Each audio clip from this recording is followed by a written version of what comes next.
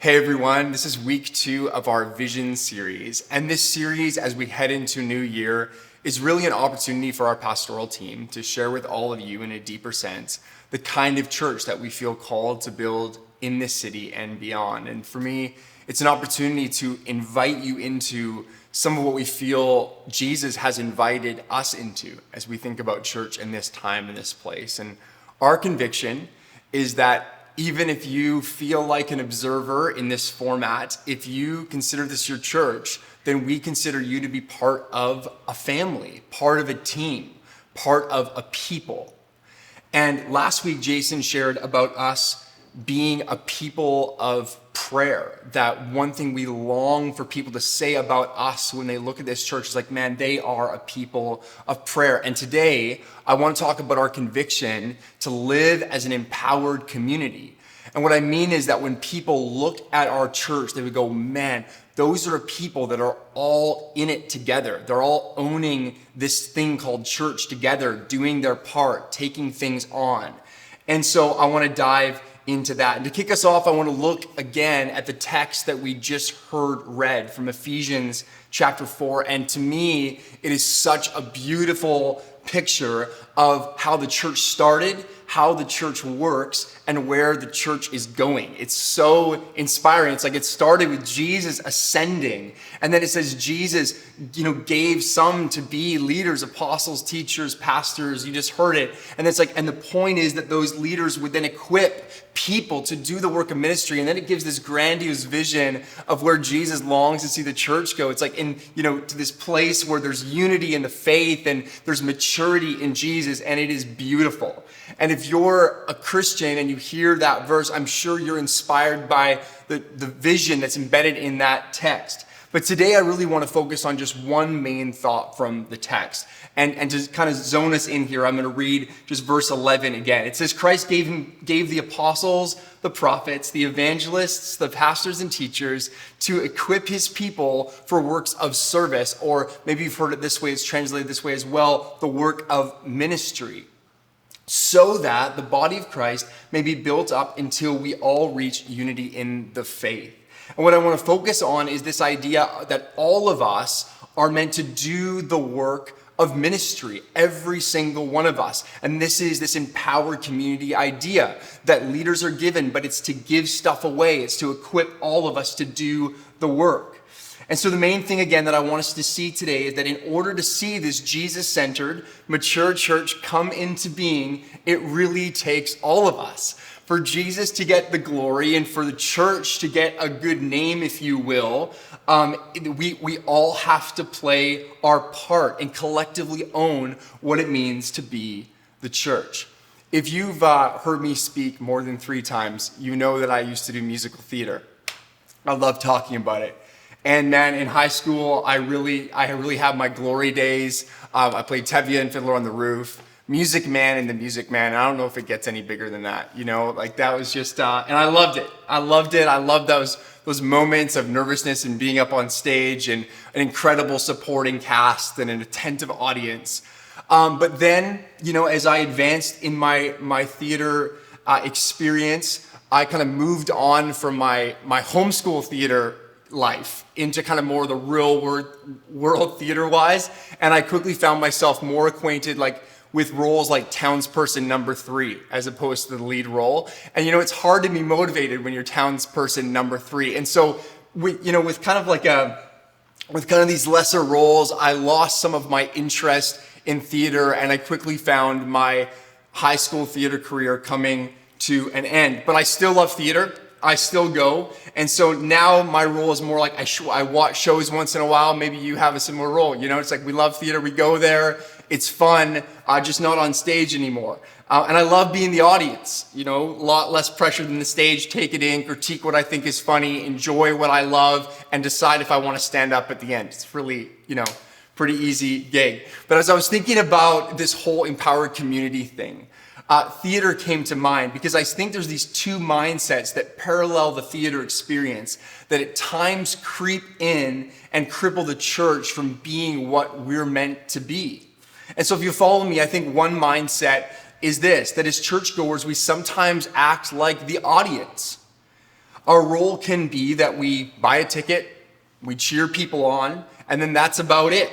Or in other words, we show up Sundays, we may speak well of our church, cheer our church on, maybe even spread some really good social media gossip about our church. But at the end of the day, that's about what we consider our church life. And then secondly, the second mindset is this townsperson mindset. Like I said, it's hard to be motivated when you're townsperson number 3. The director can say a lot about everybody playing their part, but at the end of the day, you're asking questions like, how much does it really matter?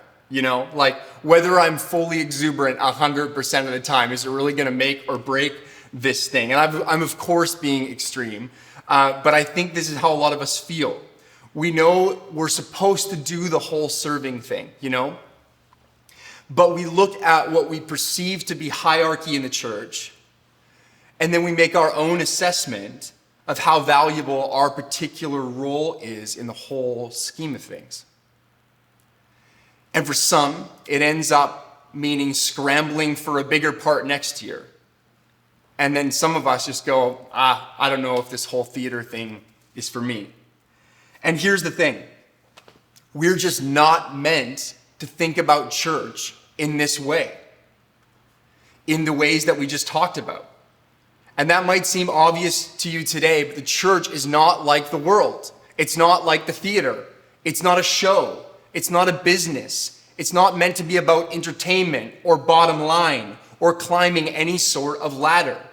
And just so you know, right from the get-go, I want this to be clear. This talk today is not meant to sound like a rebuke. I don't see any of these mindsets dominating our church right now or anything like that. But as we think about vision and the kind of church we want to be, I recognize that these ways are pervasive ways of thinking that I hope we can collectively root out and cast aside. Or maybe better said, like as a church in infancy in its beginning stages, that we would just determine to not let these mindsets seep in and take any control or have any precedent. And so I think it's good to recognize, oh yeah, those are mindsets that you and I have likely fallen into at times as we think about our role in church. And as a new church, we go, but we don't want to give into that kind of thinking because that's not how Jesus thinks about his church. And as I study scripture, one of the things that's fascinating to me that I realize is largely the fault of church leadership throughout history is how in the Western church we have adopted a mindset where pastors are seen as the primary givers of care, the primary disciple makers, the ones who baptize, the ones who serve communion, and the list goes on. People view pastors and staff as the lead roles, if you will. But as we just read in Ephesians, we are all called to ministry. Paul makes it very clear that Jesus graces some people to lead, not to do all the ministry, but to equip everybody to do the ministry. I feel like it's so important. I don't need to say it again. Jesus does give some people to be leaders. It's his idea, but it's not so leaders can lord leadership over or just kind of do all the important stuff, if you will. It's so that leaders will equip everybody part of Jesus' church to do the ministry. And I promise that I'm almost done with this theater analogy, but I think it would be better to see pastors and leaders as backstage managers as opposed to lead roles on the sidelines going, you get out there, you've got this. Jesus is with you. I've seen this gifting in your life. Run, go for it. And any version of church where pastors and church staff are taking on the bulk of ministry, that church will fail to do what Jesus really intends for his church to do. And not only will it fail, but that setup will steal what could and should be your and I's greatest joy, to do the work of ministry. And so this talk is me trying to do the job I think Jesus has called me to do. This talk is to help equip you, to equip our church, to cast vision for our community, to encourage us, to equip us, to think about what it means to do ministry, and to take a deeper step into being owners of church life. So this rest of this talk, I want to work at answering 2 questions that may already be on your mind. The first question is really simple, just what is ministry? If we're all called to ministry, what is ministry? Great question. Second question is what does it mean for each of us to move towards a healthy sense of ownership? So what is this ministry we're talking about that we're all called to? And then how can we just begin to take steps towards a greater sense of ownership? And I recognize that, I'm speaking to maybe a few hundred people today, and there's lots of different understandings of what we're talking about today. And many of you would already be leaning into these things a lot, and some of you, this might be really new thinking. And so I just encourage you to think about what's the next step? How do we lean in a little bit more? And to do this, I want to talk about 4 types of ministry that I really do think all of us are called to. And there is ministry that just some of us are called to, but that's a different talk. Today, I want to talk about what all of us are called to. And the 4 things are: 1, caring for the church family; 2, leading each other in worship; 3, making disciples; and 4, evangelism and witness. And here's what I hope is already clear. We're all called to the big stuff. No understudies, no small roles, no observers, no one insignificant. So here we go. First thing, the work of ministry is to care for the church family. What does this kind of ministry look like? To get us going in this, I want to look at Romans chapter 12, verses 10 through 16. And I just want us to pause this moment and go, okay, we're asking the question, what is ministry? One of the answers is to care for the church family. And I think we see some of what that looks like in Romans 12. It says, be devoted to one another in love. Honor one another above yourselves. Never be lacking in zeal, but keep your spiritual fervor serving the Lord. Be joyful in hope, patient in affliction, faithful in prayer. Share with the Lord's people who are in need. Practice hospitality. Bless those who persecute you. Bless and do not curse. Rejoice with those who rejoice. Mourn with those who mourn. Live in harmony with one another. Do not be proud, but be willing to associate with people of low position. One thing I'm sad about is that a lot of people view ministry more like volunteer hours than what Jesus intended. Playing on a worship team, stacking chairs, setting up a camera, though it's been a while since any of us stacked chairs, but you get what I'm saying. And these things are certainly part of ministry. I thank God for all the people that are part of our church who are serving to make services and events happen, and they're a big part of doing the things that we're talking about today. But they only scratch the surface of what it means to do ministry. I've heard some leaders teach from Romans 12, what we just read, and say that the way to keep your passion for Jesus is by serving more at church. Like it says, never be lacking in zeal, but keep your spiritual fervor serving the Lord.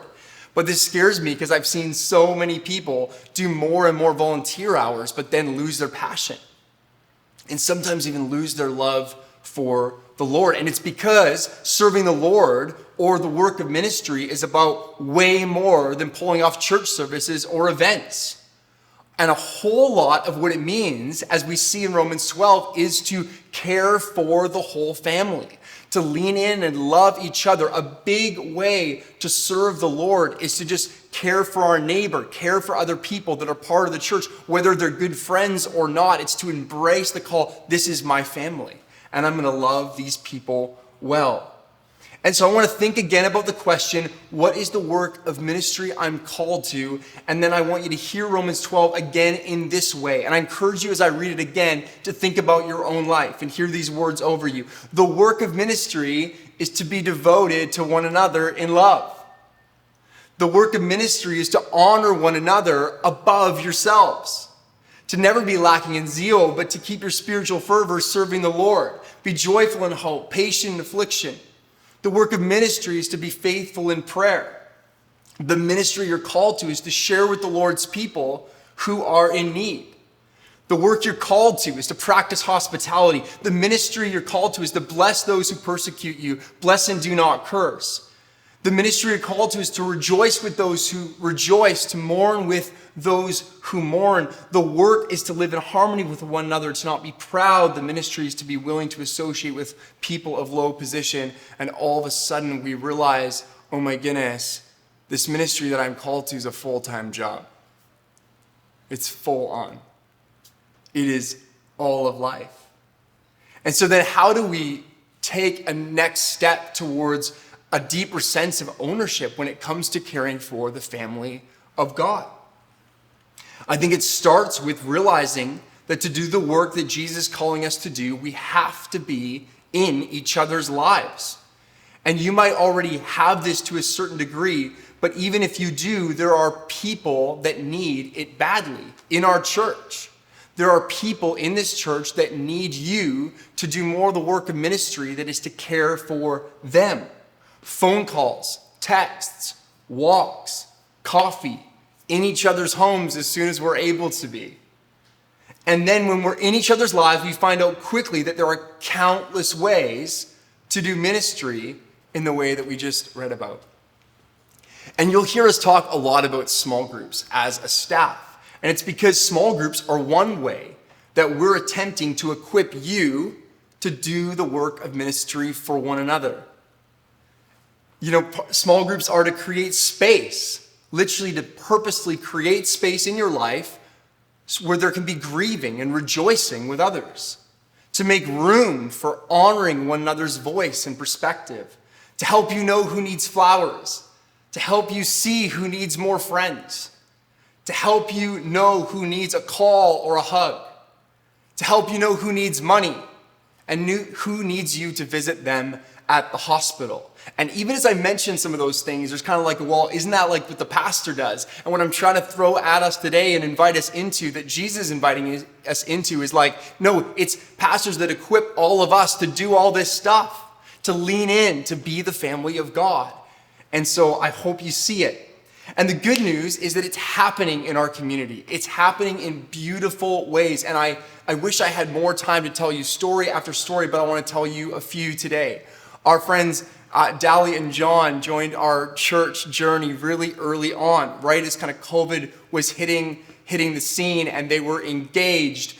And some of you know what it's like to have been engaged in the season of COVID and make huge adjustments to wedding plans. And Dally was reflecting with me. She was like, oh man, I remember that feeling of just like being so crushed to realize I couldn't have my dream wedding as I'd wanted it to be. And then she's like, I remember signing into Zoom small group and just burst into tears as I was sharing, oh my goodness, guys, I can't do the wedding we thought the way we wanted to. And she goes, and then it was in that moment I felt safe to cry. And then she's like, but people encouraged me and talked to me and helped me think through it. And then my small group helped me strategize ideas for the wedding. And I thought, oh, how cool is this? This picture of family, of coming around, of having a safe place to cry and then a safe place to strategize. And then she goes, and then later, even after the conversation, people brought us wine and cards of encouragement to help us think through the season. And I love that picture. That's what we long to have. And small groups, again, are just a space where we hope that creates opportunity for stuff like that. I think about my friends Vito and Meg, who opened up their home right at the beginning of the church plant for their bubble, who they kind of like purpose, hey, our crew is going to be these people that we want to invite in to do church together. And so they'd watch the teaching and they'd worship together, but then it extended into lunch and shopping. And then I remember the picture that you guys, Vito and Meg, sent me on Thanksgiving. You're like, hey, we ended up doing Monday Thanksgiving dinner together. And they just talked about how church is now spilled into all of life with that group of people. And this is such a beautiful picture that I actually think speaks to one way this season of COVID's been so helpful for the church, because it's pushed us into all doing our part, into owning what it means to care for one another and create space to do that. And I remember just hearing someone who was in isolation because of COVID, and then someone else in their small group was like, well, we got to bring them donuts and a card and deliver it. And this kind of stuff is the picture that when we're in each other's lives, we begin to see the need and we can step up and be the family of God. And really the point from all this is that no one gets to say, that's not my part to play. We're all called to this type of ministry. We're part of a family. We're part of a team. And this is the work we're all invited to. And if the language helps you, you can hear it this way. We're all called to pastoral care. The second thing I want to talk about is that the work of ministry is not only to care for the family practically, it's to care for the family spiritually. The work of ministry is to lead others in worship. I started leading musical worship when I was 15. And since then, I've led music, led hundreds of times. And I would summarize my job as a worship leader as pointing people to Jesus, getting people's eyes back on him. Eyes up, if you want a really short summary. No matter what you're going through, eyes up.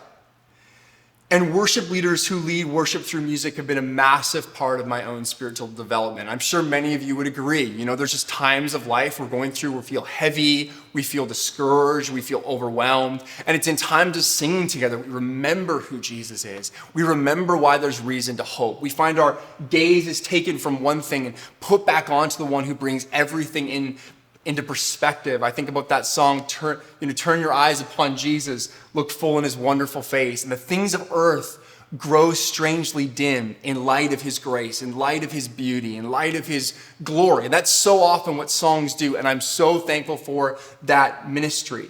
But I know that not all of you are meant to lead us in worship and singing in that way. However, I do think that all of us are called to lead worship, in the sense that we're all called to regularly point each other back to Jesus. It's not enough to have Sunday mornings point us back to Jesus. We need it every day. We need it moment after moment. And we need all of us to buy into what it means to be worship leaders. And some of the best worship leaders have never picked up a guitar and can't keep a tune. Hebrews chapter 10, verse 24 through 25 says, "Let us consider how we may spur one another on towards love and good deeds, not giving up meeting together as some are in the habit of doing, but encouraging one another all the more as you see the day approaching," speaking of the day of Jesus' return. And I want us to pause and think about this word consider, because that's what we're doing when we're this whole talk is really, I want us to consider, how is God calling me to do ministry? In what way is he calling me to lean in more, to go deeper into this, to become more of an owner? And on this point, I want us to consider, how is God calling me to lead others in worship? And here are a few things that come to mind for me when I ask the question, what does this kind of ministry look like? One is, we lead people in worship through prayer. One of my best pals, Dan, is always beating me to the punch when we're just doing mundane meeting, or what feel like mundane meetings, or like filming stuff. And he's always saying, "Hey guys, let's just gather up and pray." And every time he does, what does prayer do? It gets our attention back on Jesus. It takes me from whatever was like bogging down my mind or distracting me and reminds me, oh yeah, the reason I'm doing my job, the reason I'm doing this is because God's given it for me to do, and he's got me, and he's great, and he's good, and I don't need to panic, and all the rest, just like what worship songs often do for us. Prayer is one way to do this. I think secondly, people lead worship through encouragement. We just read about this in Hebrews, this idea of encourage one another. Consider, how can you just encourage each other to keep doing the Christian walk, which we need all the time? It can be texts that say, I know how it feels. I know how it feels to feel like this right now, what you're going through, but just want to remind you that God is. It can be calls that go, hey, I was reading this verse and it encouraged me in my faith, and I hope that encourages you in yours. It doesn't need to be complicated. Text calls, pieces of conversation that sound like worship songs. You know what I'm saying? Like the things that we sing about. It's like finding language to bring those things up in our day-to-day, in conversation, as we ponder life, to encourage one another in the Lord. And I think what Hebrews alludes to is that we need to be led in worship all the time, all the more as we see the day approaching. Thirdly, I think we lead people in worship through prophecy. And this is a whole topic, like so many things I'm mentioning are, but it's a beautiful way that we can lead each other in worship. And so just to share on it briefly, sometimes people in my life have spent time in prayer with God, and then God's brought something to their heart or mind what they feel is maybe for me. And so they'll message me or call me, or when I see them, they'll go, hey, I was praying and I had this come to mind as I was praying for you. I just thought I'd share it with you. Something that God actually speaks to somebody else and they pass on. And those moments have been some of the most profound moments in my life, because that person often didn't know a certain thing about my life, but it reminds me Jesus knows about that about my life. And it lifts my spirit, encourages me. It reminds me that Jesus is for real. And I just want you to know I need that all the time, and we all need that all the time to do this thing called Christian faith. And fourthly, we lead people in worship through our testimony. Some of the worship leaders I'm most thankful for right now in my life are people that have been through great loss and heartache and pain, who are so bold to testify about the way that they're experiencing God in the midst of the pain. I think about a friend who's been taking in these church services and part of this family who just lost her dad, but will post and share encouragement about how she's meeting with Jesus in the midst of the pain and how things are being highlighted in ways that she hadn't seen before. And man, that stuff leads me to Jesus. Or I think about my friend who lost her husband in a tragic accident a few years ago and was left with the kids. And every time she posts on Facebook something about what she's learning about in the Lord, I don't know, it just packs a punch that doesn't come the same way from others. Her walking through the storm, but recognizing who Jesus is in the midst of it, builds me up. It fixes my eyes again on Jesus. It turns me in the right direction. And so I encourage you to think about this as part of your role in the church. You're a worship leader. Through testimony, through prophecy, through encouragement, through prayer, people need to be led in worship. And as I aim today to equip you in ministry, here are a few ideas or things you can continue to do. Lead out in prayer, like Dan, at work, with your family, with your friends. And I know what it's like to be in a friend group where we all know that it's our number one priority in life to follow Jesus. It can still be awkward to lead out in prayer, even in that setting, but I encourage you to do it. Lead out in prayer. Another thing is to show up at small group. Sometimes we go to small group or don't go to small group based on how it kind of connects with us or how it's building us up. Not even intentionally, that's just kind of how we think about church stuff sometimes. But I encourage you to go to small group and think, who might need encouragement from me today? Go to small group and think, who might need to hear what God's been showing me recently? Another thing you could do is you could start to pray for some people in the church. Write a few names down going, these people, not just people that are far from God, but the people that know God who need encouragement. How could I'm going to begin to pray for them. And then maybe share stuff with them as God brings things to mind, like I mentioned. Another thing that some of us need to do and should do to help lead one another in worship is to gently, at times, in close relationship, correct wrong thinking. Sometimes in the church, often in the church, we get discouraged and we start thinking wrongly about God. But isn't it true that worship leading so often just reminds us what's true?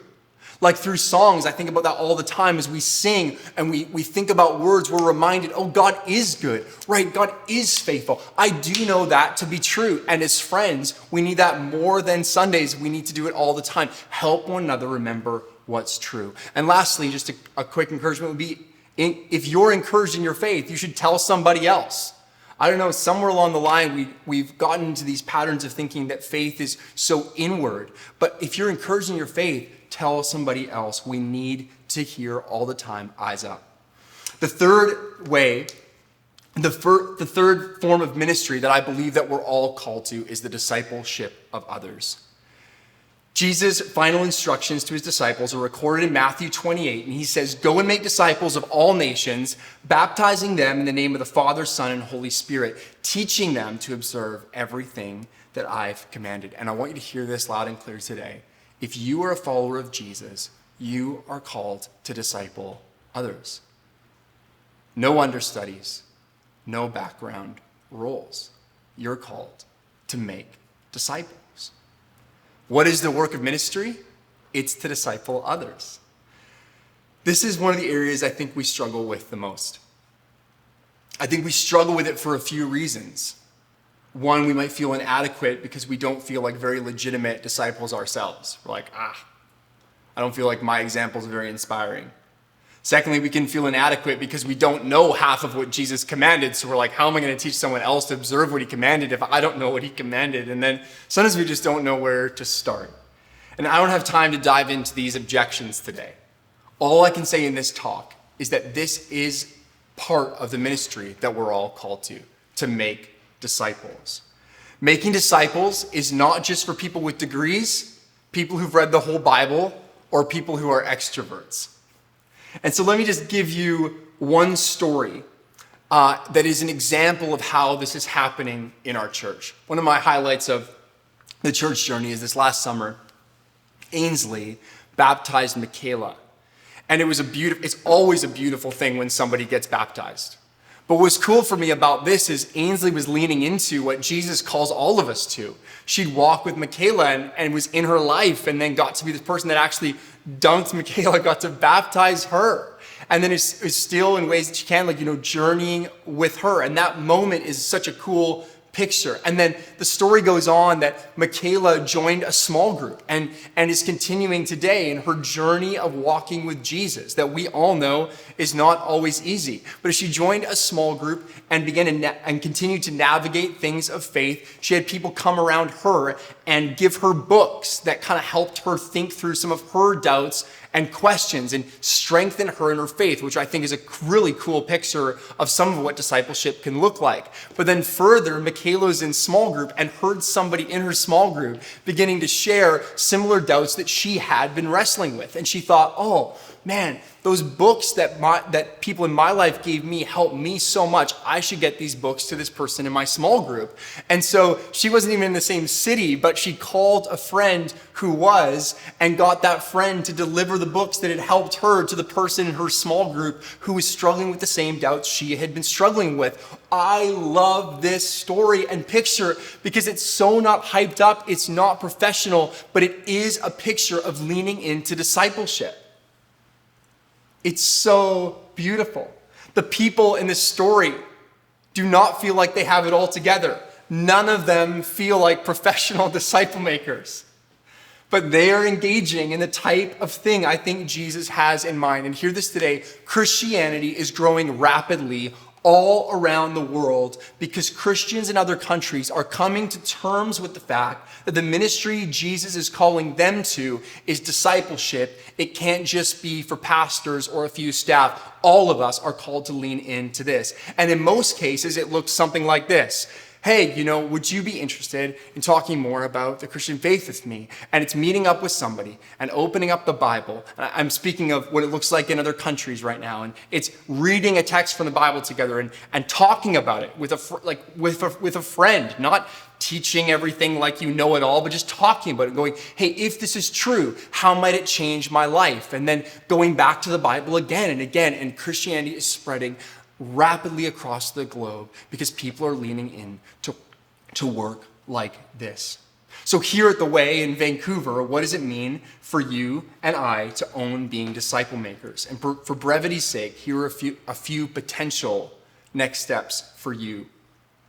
One, I know I keep saying it, be in a small group, and you should join one if you haven't yet. Secondly, you should consider who God has brought into your life. I was chatting with my friend Ryan Friesen, and for me, he's a real example of what this looks like. He goes, okay, well, I'm working this job, and these are the people that come across my path in my job. And he regularly invites people from his work into conversation about faith, but then doesn't just stop by inviting them to church, but sits down with them and goes, let's talk about the Bible. Let's talk about your doubts or what you wrestle with or your story and how you're navigating things. And he leans into this and walks with people, not perfectly, but beautifully in the way that Jesus invites us into. And I love this. A third thing you can do is create space and time for deeper conversation, even with one person. I know this whole disciple all nations thing can be intimidating, but I encourage you, just make more time with even one person. Jesus is calling you to do it. And I encourage you to have this conversation with your small group, with others, like, what does this look like? How can we lean in to discipling others? And I hope to see 50 people get baptized this year at The Way. And I secretly hope, but not that secretly, because I'm telling you, that Jace, Chris, Alita, Daryl, and I only baptized like 5 of them. Because our community become so convicted about what it means to own being disciple makers. The fourth thing that I'm just going to share briefly that we're all called to is evangelism and witness. The last point is this, that in the same way that we're called to disciple, we're called to be witnesses to Jesus. And Chris, the reason it's going to be brief is because Chris is actually going to speak next week all on this subject, that we're all called to lean into evangelism and witness, focusing on how we long to be a church that always thinks about those who don't have a relationship with God, that we never want to move past thinking of those who don't know him. This is such a deep conviction for us, and I can't wait to hear Chris speak on this. But briefly today, what's the work of ministry? It's to preach about Jesus. It's to witness to the one that we know. You don't have to be good with words, but you are called to share the gospel. You're called to tell people about what God has done. I love on Christmas Eve when Daryl talked about us all being angels. He said, now it's your turn. And that's the idea. I don't think there could have been a better empowering community type of message than now it's your turn. And that really is the invitation of this talk. It's like, hey, now it's us. It's all of us. You know, Daryl inspires us, encourages us, equips us, and then goes, now you go share the message. And that's a cool picture for us. We're sent ones to do the work of ministry. How do we do it? I'm going to leave that to my friend Chris. But in conclusion today, I know there's been a lot of thoughts. Here's my prayer. That we would collectively recognize that we're all called to ministry. That we'd freshly acknowledge that the work of ministry goes way beyond Sundays and extends to every facet of life. My prayer is that we would abandon any idea that our role is to buy tickets, fill seats, and cheer leaders on. My prayer is that we'd recognize that one pastor, 3 pastors, and even 20 pastors isn't enough to do the work Jesus is wanting to do through this church in this city and beyond. And my prayer is that we all get on board because there's too much work to do. In this moment, you could easily be feeling like, wow, this sounds exhausting. I'm already tired. But then here's God's promise that when you serve the Lord in the above ways, you'll keep your spiritual fervor. Your passion will stay alive. He will keep strengthening you to continue caring for the family, to continue leading others in worship, to continue making disciples, to continue preaching and being witnesses until we all reach unity in the faith and in the knowledge of the Son of God and become mature, attaining to the whole measure of the fullness of Christ. He'll keep strengthening you. And I pray and hope that today's helped equip you to do the work of ministry, because that's my job description from Jesus. I love you. Let's pray. Holy Spirit,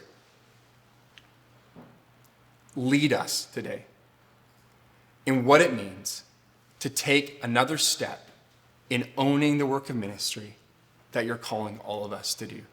I know there's been a lot of things shared, but I pray that even 1 or 2 things would stick in our hearts and that we'd lean in. And in any way that we've been leaning back, I pray that we would awaken to what you're calling us into. In your name, amen.